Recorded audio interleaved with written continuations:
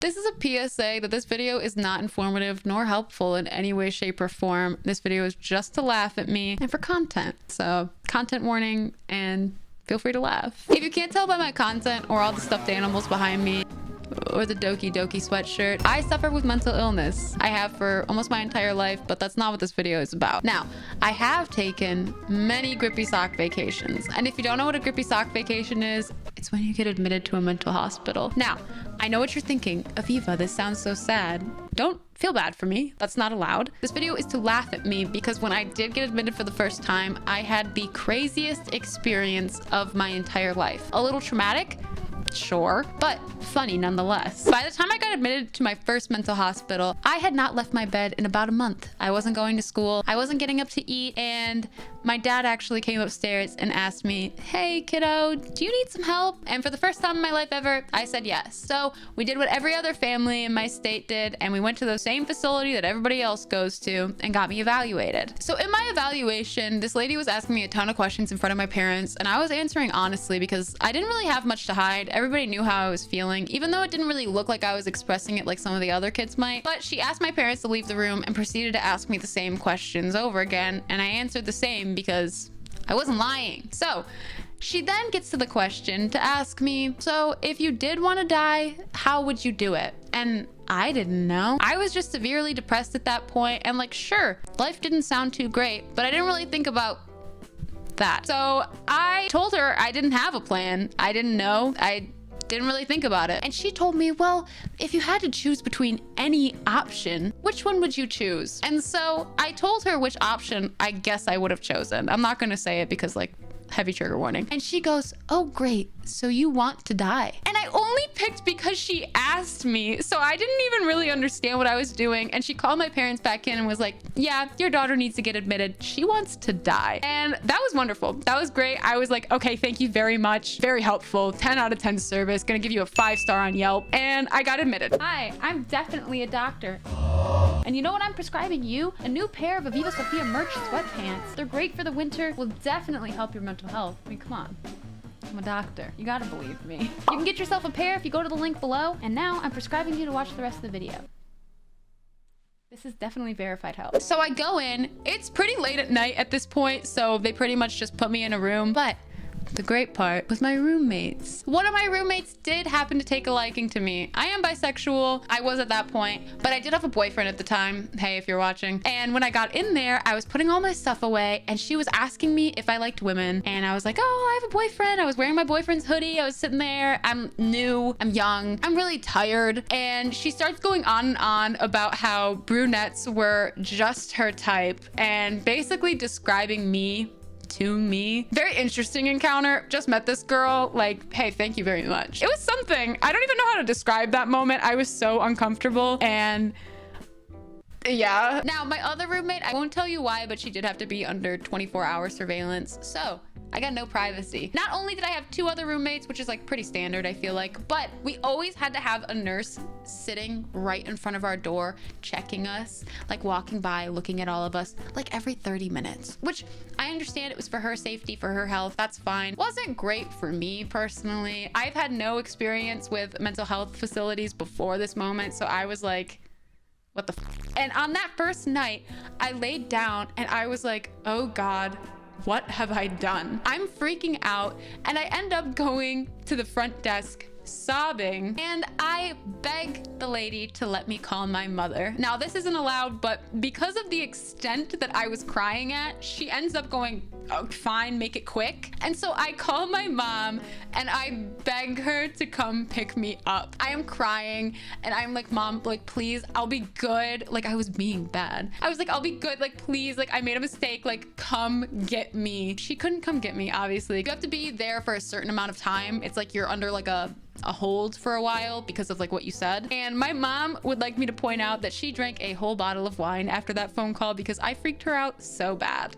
Great daughter, what can I say? So after that, I woke up the next day and I end up being put into one of the 2 day rooms. Think of it almost like preschool. You're put into a room with a bunch of people that are pretty much your age and you get to hang out, color, and have like therapy talks sometimes. Now, this facility is very run down. It's like bottom line. It sucks. It really does. I would never recommend it to anybody. I can't say the facility, but like, choose wisely if you end up going to one. That's all I'm saying. So it was very bad. It was very dirty, a little musty in there. But I got put into one day room and I ended up looking over into the other day room.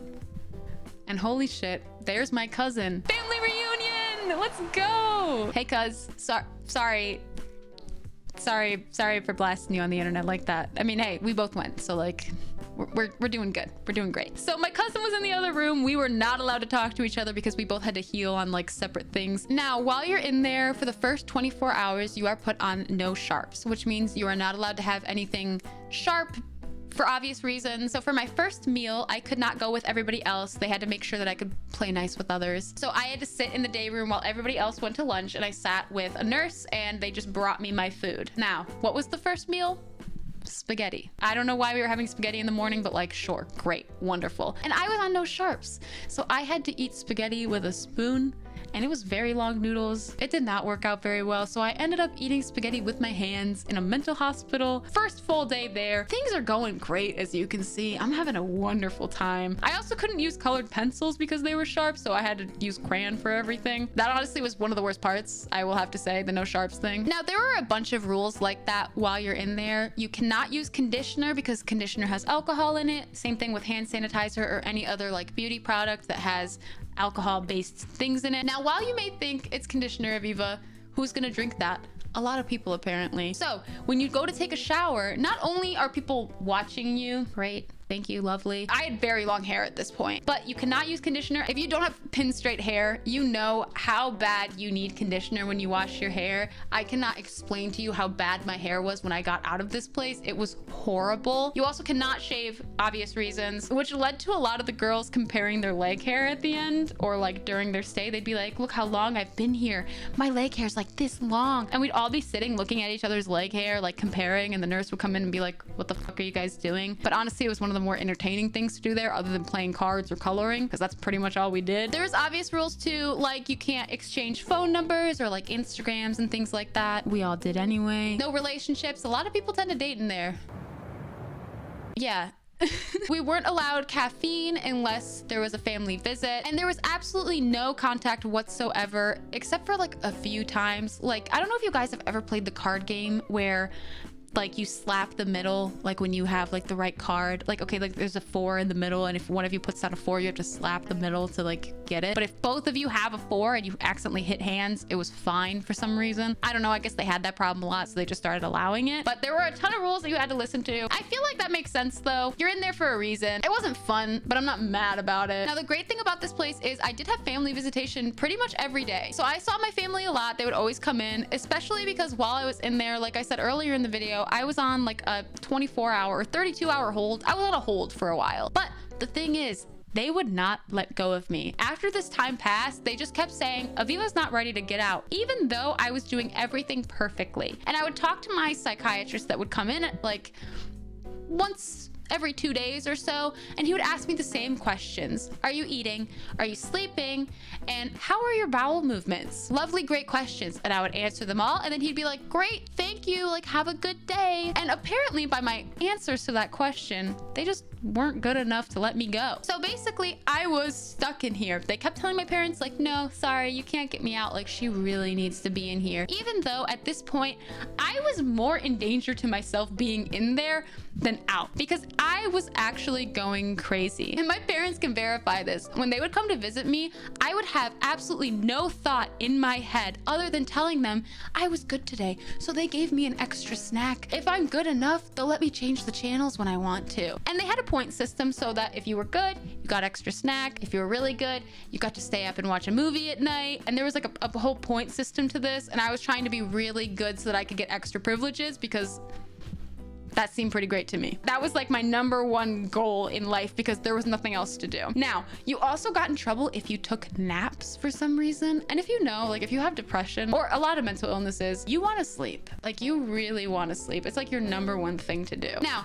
I would literally force myself to stay up because then I would get an ice cream sandwich at night, and it was the highlight of my life. There was nothing better than at the end of the night, you got an ice cream sandwich. Not everybody else. You got the ice cream sandwich. Now, if you're one of the ice cream sandwich bitches, you got to eat your ice cream sandwich during movie time. And once we got the ice cream sandwiches and it was movie time, everybody who stayed up for the ice cream sandwich would fall asleep. But I ended up staying up. I'm really glad I did because I ended up seeing some great movies and I got along really well with the nurse. So we watched Big Hero 6. Me and the nurse were both crying and like sitting next to each other eating our ice cream sandwiches, and honestly it was a really wholesome moment. I quite enjoyed it. Now, going back to family visitation, my parents visited quite often because they could, and I don't know, I guess they had nothing better to do. But my dad is a huge shit poster. He's a huge jokester, a madman, some may say. So when my dad would come in with my mom, me and him would just be joking. We would be making absolutely the worst jokes to make in that time, and my mom would be begging us to stop. My mom would be like, please, like this is serious, like can you guys take this serious, like our poor baby daughter. And me and my dad would just be joking around. And I also knew that if I got along with my parents, they would buy me a Coke because they were in the vending machines in the family visitation room, and I really wanted that Coke,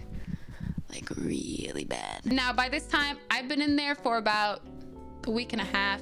I was starting to lose my mind. I was really over it. I wanted to go home. They wouldn't let me, and I was just hanging out. People have come and go at this point, and I'm just chilling. I'm a veteran in here at this time, and I was really sick of it. So we have to do these like little daily tasks among us. And on this specific day, our task was to write down 10 things we loved about ourselves and our body image, because a lot of people struggle with body image issues. I do. So honestly, this seems very valid. This seems pretty normal, like great, like encouraging good body image. But me at this point, I'm angsty. I want to go home. My eyebrows haven't been waxed in a week and a half. I need to get out of here. So I'm sitting there and she's telling us what to do, the nurse, and I raised my hand and I was like, what if I don't like anything about myself? And she was like, oh honey, like you're a beautiful young girl, like I'm sure there's something you can think of. And so I'm sitting there with my crayon and I'm thinking, what the hell can I write? And I finally decide on writing just one thing. So now we're going all around the room and each girl is standing up and saying what she likes about herself. Very cute, honestly, very wholesome, good moment. And then it gets to me and I stand up and I say, oh, well, I just wrote one thing. And the nurse is like clapping. She's like, oh my God, you thought of something, like good job. And she's thinking I'm gonna get my little point for the day. And I go, I like my feet because they're not ugly like other girls' feet. I really can't explain myself for that one. I thought it was very funny. Nobody else laughed. And then when I got to go to family visitation for the day, you got to put everything you did in a little folder and you got to bring it to your parents. Like, look, I colored today. Look, I filled out a worksheet. Like we're in preschool. And my mom is going through it while me and my dad are making jokes. And she pulls out the feet note and she starts crying, laughing. Everybody in the room, there's a lot by the way, are looking at us like, what is going on here? And she is just crying, laughing, and she shows it to my father and he starts laughing, and they were so proud of me in this moment. I don't think I've ever seen my parents so proud of me. It honestly was some of my best work. My mom still has it and it's framed. If I have the picture, I'll put it here. If not, napkin, feel free to make your own copy. But it honestly was one of the best things I've ever done. I still talk about it every day because I think it's very funny. You better be laughing. But honestly, it was one of the better moments. And moments like that make me think that maybe this wasn't so bad. I had a really bad time, but there's a lot of really good memories I have from that place. Not specifically because of the mental help I got, but just because it was kind of fun. Compared to sitting in my bed all day, it was a lot better than that. Now, like I said, I've been in here for a long time. We're about to hit the 2-week mark, baby. Now, we find out the real reason they don't want to let me go is because I have refused all medications. My mother was not the biggest mental health medication person back then, and I personally just didn't want to be on any medication. I had been on medication in the past for other things and it never really worked out for me. So when I went in there, they asked my parents if I wanted to be evaluated for medicine and I said no. And then come to find out that they've been evaluating me for medicine this entire time because my mom gets a call and they tell her a medicine that they think I should be on. And my mom goes, well, what do you mean? Like, we asked for no medicine. And they were like, we think this would be good. And we think if you let us take your daughter's blood, we could really figure it out. One of my number one fears fears is getting my blood drawn. Now, I just do not like the idea of somebody sucking out my blood through a tube. I really don't fuck with it. I genuinely don't. It bugs me to a degree I can't even explain. Every time they came to ask me, I would refuse it. And now they would send their scary nurse, which was this 7-foot tall, bald man with a beard. And he would come and he would try to take me out of the day room, and I would follow him. I'd be like, what are we doing today, Mr. Bald Man? And I'd be in like good spirits because I'm playing card games with my friends. My leg hair's super long. He would start walking me down the hallway, and then he would go, oh, we're going to get your blood drawn finally. and I would dead stop in the middle of the hallway. He did this like 5 times to me, and I would start sobbing and saying like, you can't take my blood. Like, I don't consent to this. My parents don't. My doctor doesn't. Like, you can't do this to me. And me and this man, I'm 5'2". He's huge. I'd be sitting there crying, like looking like this. And finally, after like 10 minutes of crying, he would always let me go back. But this man was pissed. He hated me. He really hated me because he would always tell me like, this is gonna happen eventually. Like, you're gonna have to get your blood drawn here. And I would always fight him. Now, my mom verified to the doctor then saying like, you are not allowed to take my daughter's blood. Like, we do not consent to that. And the bald guy took me out into the hallway one more time trying to do it. And I was like, no, obviously. He just looked at me and he said, you're not getting out of here until we take your blood. I hope you know that. And I got sent back and I'm crying. I tell my parents about it. I ended up staying in there for about 2.5 weeks altogether. Great time. It was not a great time. I lied.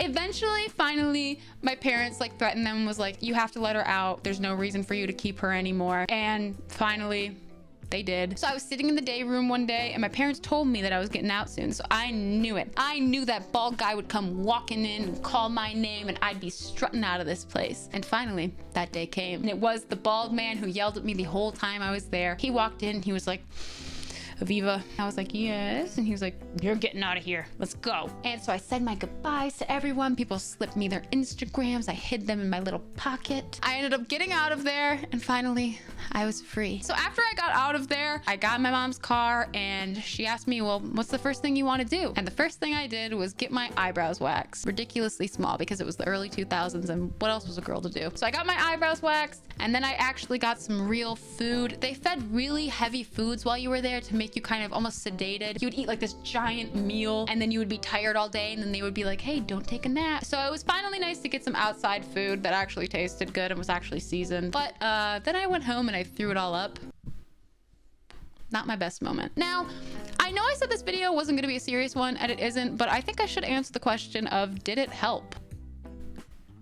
No, but it did get me ready for my next time I was admitted. I've been admitted like 4 times at this point, not all inpatient, but it did let me know what to expect. And I guess it did kind of give me perspective on how bad it really was for me, like my mental health, that is. So while I make this video and while I am talking about how kind of horrible it was for me, I guess if that's what you take out of this, I don't want it to scare anybody away from getting help. If you need it, there's nothing wrong with asking for help. There's nothing wrong with going to a facility at all. Take it from me, I used to go like every year. I just want to let you guys know that if this is something that you've been thinking over, if this is something that you struggle with, that it's 100% okay to ask for help or to need this kind of help. It really can be a rock for some people that need to get out of certain situations or their own head. And I completely get that. So don't let me scare you out of it. I had a really bad experience because I'm in a shitty little town with shitty little people in it. So I'm sure if you do end up going, that it will be much better for you. Now, I know that was kind of a lot, a little jumbled. It's very late at night for me. I already had a full day at work. But if you did make it this far, thank you so much for watching. I have a lot of weird things that have happened to me in my life. This was honestly probably one of the more tame ones. So if you do want more story times, make sure to leave a like and subscribe and let me know in the comments